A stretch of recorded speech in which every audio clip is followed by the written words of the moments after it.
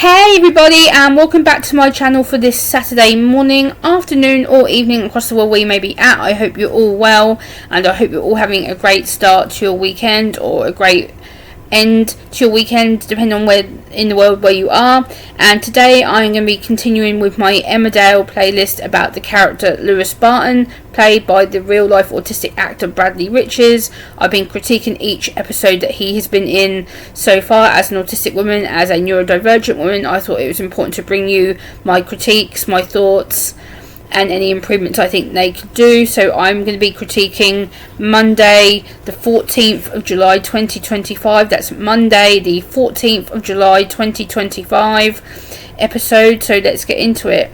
So as we can see in this episode, Lewis is working in the cafe with Nicola. Nicola is working in the cafe which Brenda used to run, and Brenda and Bob, played by the actor Tony. Bob and Brenda used to own the cafe, and Brenda has now left the soap, and then Bob took over and then offered it to Nicola. Nicola now runs it, and now she has Lewis joining her partnership.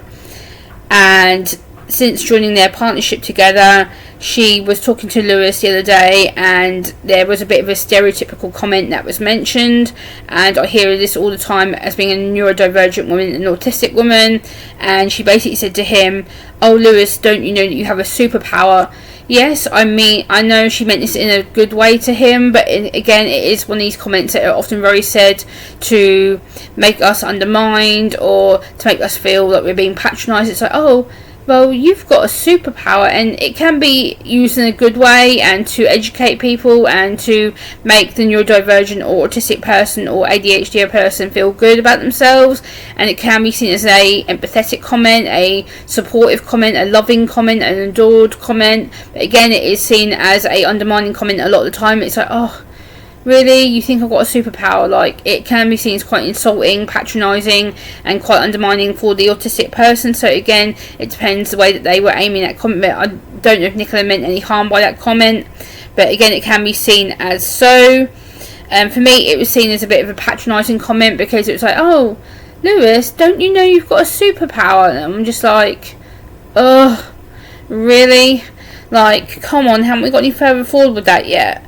And then we see Lewis chatting to his brother Ross, who comes into the cafe, and it seems that Ross and Lewis are really enjoying their discussion and talking to each other, and Ross really seems to be adapting to Lewis more. At first, Ross was a bit like, oh, who is this guy? Why is he being around? Why is he acting a bit shifty? Like, nah, I'm not nothing to do with him. Nah, I don't want to talk to him, don't want to know him. Nah, not interested. And then all of a sudden now, Ross is kind of changing his tune and adapting to Lewis's neurodivergence and difference, and seems to really want to have this brother that he's been craving for quite some time.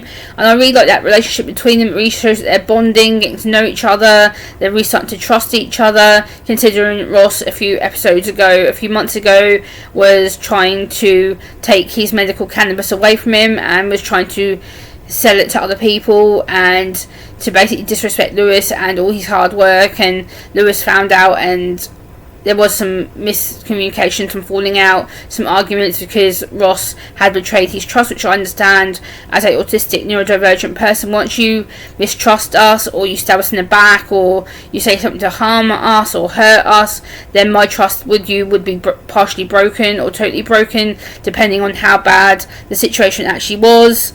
Then we see Lewis disappearing into the back of the cafe to fulfill other villager orders that are being processed to him and given to him. And then he decides that during this time of making the orders, he's going to put on his headphones, and this is known as what we call a sensory overload, a auditory processing overload. And then he's standing there, listening to the music through the headphones, and then Nicola sees him in a form of distress, and she comes up, she goes, Lewis, take the headphones off. Why have you got the headphones on? And at first I'm like, oh no, here we go. This is going to be one of these stereotypical shouting, oh, take these headphones off kind of comment. And instead she actually says, oh, what's wrong? Are you okay? Like, explain to me what's wrong. Tell me. Show me.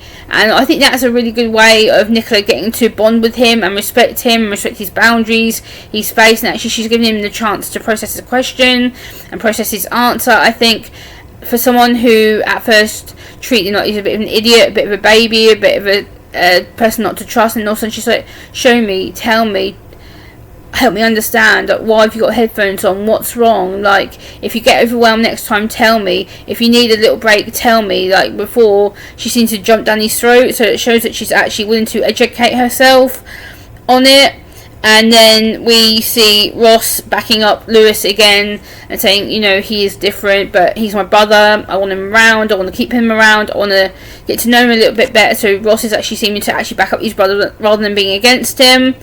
And then we see that Nicola finds out about Brenda selling up her share of the cafe potentially to Lewis, because Lewis gets off the phone to Brenda, and it turns out that Brenda is willing to sell her share to Lewis, and she's like, well, you can't do that, you can't do that, you can't do that. And he was like, yes I can, if you don't let me, then I'll just do my own business and I'll go against you as a competitor. And she was like, actually, then she kind of thinks about his reaction, his thoughts, and she's like, actually, I guess it won't be as bad working with you, I guess it won't be as bad being partners. If you do as you're told, then, you know, see if we can get on. So I think, again, there is that little bit of stereotypical situation there. I think Nicola still is adjusting to him and learning about him as a neurodivergent autistic person.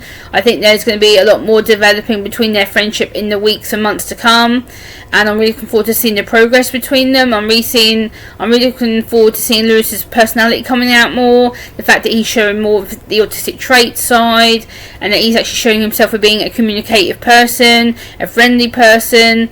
And yeah, so I hope you've enjoyed this review. Please like, comment, share and subscribe, and I'll see you in the next one. Bye.